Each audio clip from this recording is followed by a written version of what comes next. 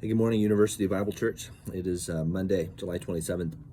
And I wanted to invite you to read along with me in the book of Ruth over this next month. We started a new series on Ruth yesterday, and it's going to only take about a month. It's a short book, 85 verses and 4 chapters, and we'll roughly do a chapter a week from here on out on Sunday mornings. But I think you'll get more out of it if you're reading it on your own and thinking about it on your own. And so a brief catch up in case you missed yesterday. What we saw yesterday on Sunday morning is that this takes place during the time of Judges. And so it's a time of great kind of turmoil in the nation as everyone did what was right in their own eyes, and to disastrous results morally and various ways in which they were enslaved by the nations around them.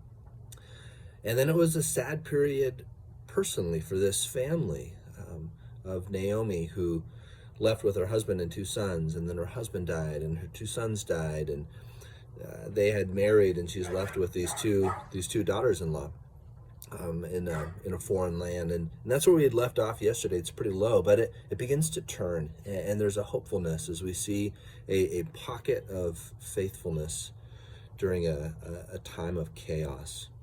And that's what I think could be encouraging for us right now. It's easy to focus on kind of all the chaos and moral rebellion in our society and get really worried and consumed on that.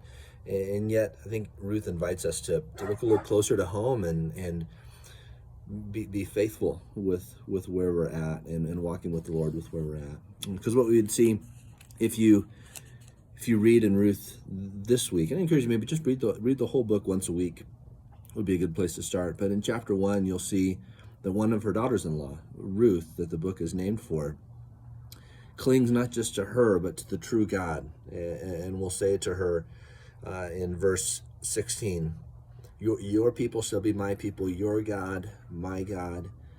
And so she's clinging to the Lord, and they return to the land. And even the way Naomi expresses her bitterness, she's processing through it and bitter against the Lord, but still turning to the Lord in some ways. And there's some kind of complicated response there. And so there'll be a lot of great stuff to unpack on Sunday. I'd encourage you, read ahead so that you're ready. All right, God bless. Have a great week.